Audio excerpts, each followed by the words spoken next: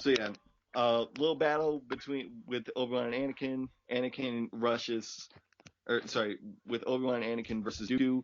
Anakin just gets too arrogant and just rushes ahead, just gets himself force lightning, and then it's just Obi-Wan versus Dooku, and then Dooku disarms Obi-Wan, and Anakin goes in just in time to save him.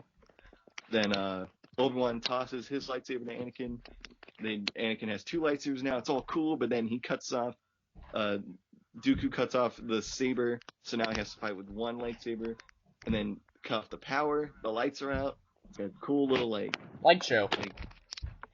Light show kind of thing. And then the crowd, and then after a little bit of that, Anakin gets his hand cut off by Dooku. Both Obi-Wan and Anakin are disarmed. Because his arm's cut off. And then Yoda comes in, the Grandmaster Jedi Yoda. He comes in, and just him and Dooku have a fight, and then Dooku eventually escapes and tries to kill Obi-Wan and Anakin in the process, but Yoda saves them, but lets Dooku go. Because they're fucking weird. Because he's fucking stupid. Well, he has to save two of his fellow Jedi. Well, I guess. They were gonna kill him anyway, which is why we're going to episode 3, because that's when he dies. Segway Steve! But not until we discuss that the clone army has now been amassed and they're ready to go for the war. Anakin, Padme get married at the end of the movie, and then boom, episode 2 done. Now we move on to episode 3. Episode 3 starts out with an epic space battle over Coruscant, in which they have to rescue Chancellor Palpatine. We already know who he is. Is the Sith Lord behind it all, under the guise of a Chancellor. So they go in to rescue Chancellor Palpatine through a droid flagship, where he is held captive. Count Dooku's on there in the same room, so they go to Count Dooku's, the place where the room where Chancellor Palpatine is being held captive. Then Obi-Wan and Anakin have a rematch against Dooku. Obi-Wan gets knocked out. Anakin defeats Dooku, kills him, cuts his head with his lightsaber and his lightsaber, and that kind of implies a little bit of the dark side again in Anakin. Definitely, like his dark side is just rising and rising in this movie, and then you end up more as the story progresses. But they rescue Chancellor Palpatine. Obi-Wan comes to later on after being knocked out, and then they get captured by General Grievous, who is the droid general introduced in that movie. And then he escapes later on after Obi-Wan and Anakin try to get out of the sticky situation, and then get Chancellor Palpatine back to Coruscant through an epic ass the ship splits apart. Yeah, which is fucking awesome. They have to make a crash landing in Coruscant, just with that other half of the droid ship. So everyone's all right. Chancellor Palpatine is rescued, and then blah blah blah. More politics. Wait, I'll reenact it. Politics.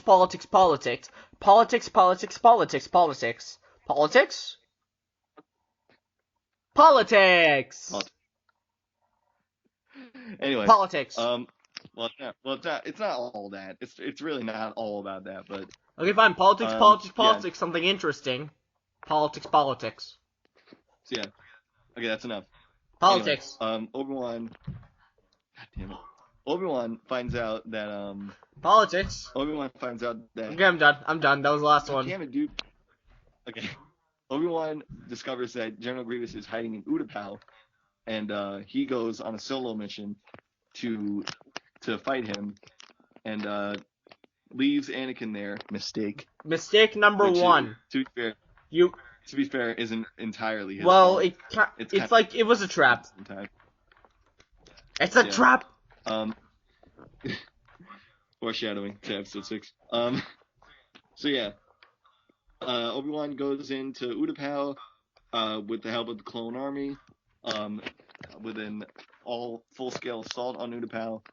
Obi-Wan defeats Grievous, and later on in Coruscant, Anakin finds out that Palpatine is the Sith Lord. Obviously. So he forms the Jedi Council, and then for some reason he just goes back and just is like, no, don't kill the Chancellor. It's not the Jedi way. And it's just like, and then Mace Windu is gonna kill Chancellor Palpatine, which he should have done no matter what, since all the key leaders of the enemy were basically all dead at this point. All that was left was Palpatine. Yeah, so one fell strike could have ended it all until Anakin cuts off Mace Windu's hand, which George Lucas seems to have quite an affinity for people getting their hands cut off. I wouldn't be surprised if that happened in Episode 7. I just imagine he has a whole collection of hands, just right there, in a high five position. And he just high fives them all just as he's running down the hallway. It's like, yeah, give me a high five, yeah, this. Oh, you're so awesome. This is a Metal Gear Rising. Anyway, yes. Anakin defeats Mace, and Palpatine defeats Mace, and then Anakin realizes what he's done, and then Palpatine makes him realize what he's done, that he's turning to the dark side. So he turns him over to the dark side, and now Anakin is officially Darth Vader in human form at the moment. So now Order 66 is executed, in which all the clones go up against the Jedi all across the galaxy, kill every last Jedi in the world, and they do. Yeah, for the most part. And that's not good, because you would think these clones have common sense to not do that, to not do it. But the thing about them is that they obey orders without question. So it's kind of, which I do kind of wish they had some sort of turn off switch. Some sort of no, stop. I do wish some of them had some sense of decency to not do it. Well, I think there's I know there are some spins. I remember playing a Battlefront game from the DS with clone during it starts in the Clone Wars, but then you have in the middle of it him realizing, oh, I did something that's kind of bad and I shouldn't have done it. So he goes and battles through. So he turns out to the good guys. So there are some clones. So I'm guessing because of that there are some clones who do realize that what they're doing was wrong. Yeah, there are some, and I guess that kind of leads to the Old Republic, doesn't it? Yeah. The era of the Republic, where the last remnants of the Republic fight for freedom, but it's kind of failed, I guess. But anyway, that's a completely different story. So yeah, Anakin and the rest of the clones defeat the Jedi, and only two remain: Obi-Wan and Yoda. Obi-Wan narrowly escapes getting killed by the clones in Utapau and reunites with Yoda. And Yoda was in Kashyyyk, fighting the Battle of Kashyyyk, and he narrowly escapes that. And now they've both met up, and now they have to go back to Coruscant because of the stress signal, which was set up by Anakin and the clones.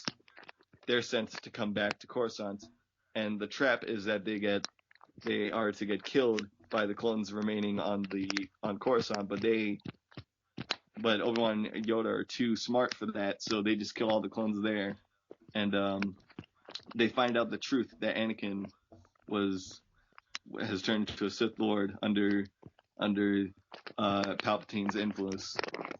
So basically what happens, Obi-Wan and Anakin have this huge fight over this huge lava pit. End up. Yeah. Well, okay. That's we're pushing it really far, but I do not give two shits. We need to end this really quickly. Sorry. Okay, so yeah, Obi-Wan informs Padme that Padme's husband has turned over to the dark side, And the thing about this is that Padme at this point is car horn just went off. Lols. Padme at this point is pregnant with 2 babies, Luke and Leia, and she goes to Mustafar, where Anakin is located, to talk Anakin out of this whole thing. And Anakin believes that Obi-Wan has tainted her mind because he thinks that the Jedi are evil, and he finds out that Obi-Wan was a stowaway on the starship that Padme was on to go to Mustafar, and then Anakin, out of anger, kills Padme and doesn't even realize it until later. But yeah, Obi-Wan and Anakin have probably the best lightsaber fight in any of the So movies. far. Yeah, so far. Hopefully, Episode 7 can top it, but I doubt it at the Well, moment. then again, you saw those new lightsabers. Yeah, the new lightsabers are pretty cool. I'm interested to see how that's going to work out. But yeah, with the most epic lightsaber battle thus far, Obi-Wan and Anakin have a fight over Mustafar, and Obi-Wan comes out as the victor, leaving Anakin to burn near a river of lava. Which then he has to go replace all of his human parts with the robot parts.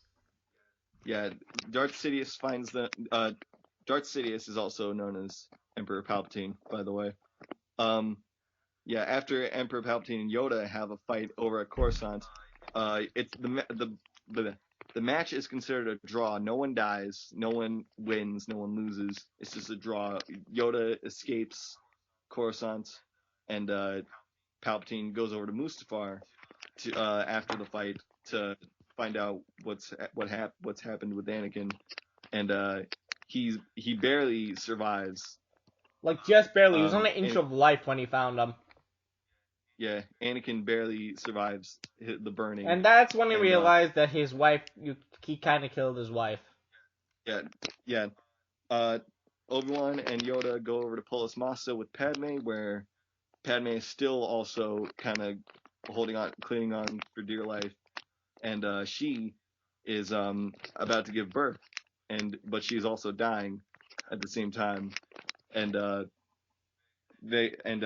Darth Vader is now officially being rebuilt as Darth Vader in a suit. So yeah, now Anakin is now basically just like a robot now, and Palpatine convinces Anakin or Vader now that he's killed his wife, and no. Yeah, that famous scream. Yeah, no. I swear to God, that was really bad acting. It was really, really bad acting that he did. Really good. Dude, anyway, he was a bad actor. Let's be honest here. The guy who plays Anakin didn't do too well. Well, that wasn't even Anakin that did it. That was the original. That was the original Vader voice actor. Oh, really? Yeah. Anyway. Okay. So, yeah, Anakin is revived as Darth Vader, the original Darth Vader, while Padme dies, but successfully gives birth to Luke and Leia. Luke goes over to his aunt and uncle. Luke is brought over to Tatooine by Obi-Wan, given to his aunt and uncle, and we all know what happens later.